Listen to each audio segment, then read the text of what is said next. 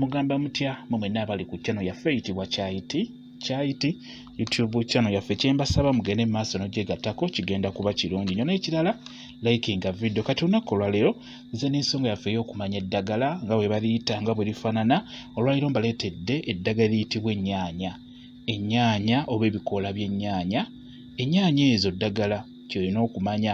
Abasinga ennyaanya muziteeka mu nva, naye nga kyenjagala mumanye nti ennyaanya ezo zennyini ennyaanya ddagala wamu n'ebikoola by'ennyaanya ebyo by'olaba ddagala nnyo. Okusookera ddala ennyaanya ezo, ebikoola by'ennyaanya ebyo birungi nnyo singa obeera ozimbye wansi. Ebiseera ebisinga osobola okuzimba wansi ewafulumira obubi n'ozimbayo akatulututtu oba ekitulututtu oba tugambe ensundo n'ekkwata wansi wafulumira obubi. Osobola okuddira ebikoola by'ennyaanya ebyo nga bw'obiraba n'obikwata n'obiteeka ku muliro. Osooka n'obibugumyako ku muliro, ku sigiri ku manda agaliko omuliro.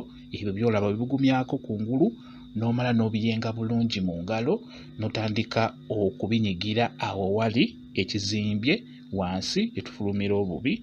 Singa obeera ozimbeyo akatulututtu oba ekitulututtu, ebikoola ebyo bijja kuba bikujjanjaba bulungi nnyo. Nja kwongera obbannyonnyola engeri gy'obikozesaamu. Ekintu ekirala, ennyaanya ezo nnungi nnyo singa obeera ofunye ensanjabavu. Ensanjabavu ezo zitera okukwata wano wansi mu magulu era wansi awo zitera okukwatawo ensanjabavu. Era oddira ebikoola ebyo byennyini n'obiteekako ku muliro n'obiyengera mu ngalo n'obeera ng'onyiga ewali ensanjabavu, ejja kuba ekendera bulungi nnyo. Ky'olina okumanya ekyo. Ekintu ekirala, era ebikoola birungi nnyo mu kujjanjaba oluwumu. Ebikoola by'ennyaanya oddira ebikoola ebyo n'obiyenga bulungi n'ogattamu amafuta g'ettaala parafiini nga tannaba kukolako, nga tokwegamba nga wakamugula ku dduuka, n'otonnyeza amatonde mu bikoola by'ennyaanya ng'obiyengedde mu ngalo n'obeera ng'osiiga awo wali oluwumu, lujja kuba lubulira ddala. Bwe kityo bwe kiri. Kati ekintu ekirala ku nnyaanya zennyini ennyaanya kati ze tugenda okutunuulira, ennyaanya ezo nnungi nnyo era osaanidde olye ku nnyaanya ezo embisi.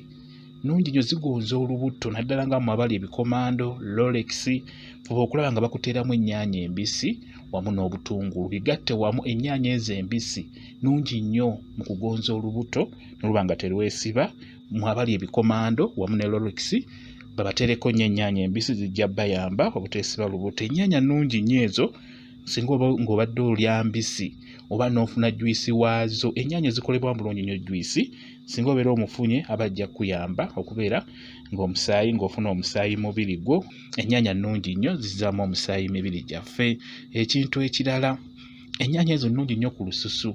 Ennyaanya zennyini zirongoosa olususu ng'oziridde nga mbisi, era n'oddira ennyaanya eyo n'ogisalamu makkati n'osigako sukaali, esobola okugoba bulungi nnyo ebibeera bikutte ku lususu, mu feesi oba ku mikono oba ku bisambi. Just oteekako sukaali ku nnyaanya eyo ng'ogisaze n'obeera ng'oyisaawo.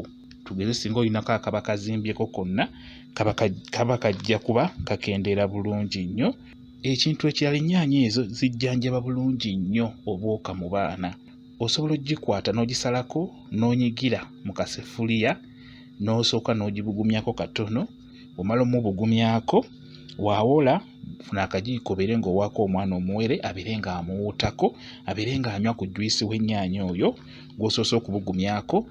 Obwoka bujja kuba bukakkana bulungi nnyo. Kye mulina okumanya, ennyaanya ddagala nnyo ku mibiri gyaffe. Ennyaanya yennyini ate kirungi nnyo ennyaanya eyo ogirye nga mbisi. Singa obeera ofunye chance, tugeze oguze chipusi, oguze ekikomando, olina piraawo gw'oguze, ddira ennyaanya eyo ogyozeeko bulungi. Osobola ogyozaako n'amazzi agabuguma bulungi nnyo n'etukula. Gisaleesale bulungi butinitini ogiteekemu ebyo by'ogenda okulya. Ennyaanya egenda kukuyamba okubeera ng'ekujjanjaba mu mubiri bulungi nnyo. Ekyo nkikubuulira, mugezeeko okulaba nga mulya nnyo ennyaanya ezo embisi. Zigenda bayamba okulongoosa olususu, okuzigula obwongo n'ebintu eby'enjawulo mu mibiri gyaffe. Ennyaanya ezo nnungi nnyo okuzirya nga mbisi. Ate ekintu ekirala, ennyaanya oba ogenda kufumba nva, tojjako kaliba ka kungulu. Akaliba kalekeeko. akaliba ako kalungi nnyo ak'ennyaanya kukolaba basinga muziwaata ne muggyako akaliba nga mugenda kufumba tokajjaako kalekeeko kafumbireko nkusaba oba ofumba lekako akakutako okungulu naawe agenda ogirya nga mbisi liirako akakutako okungulu akagenda kukola kyamaanyi nnyo nga katuuse mu mubiri gwo bwe kityo bwe kiri ku nsonga yaffe y'okumanya eddagala njagala tutunuulire ennyaanya wamu n'ebikoola by'ennyaanya njagezaako okugenda nga mbakolerayo vidiyo emu ku emu ku ebyo ebintu by'ejjanjaba bwe kityo bwe kiri mwebale nnyo okubeera ku channel yaffe eyitibwa Kyayiti YouTube channel yaffe kyembasaba mugende mu maaso n'ogyegattako kigenda kuba kirungi nnyo n'ekirala likinga vidiyo mubeere bulungi mweraba.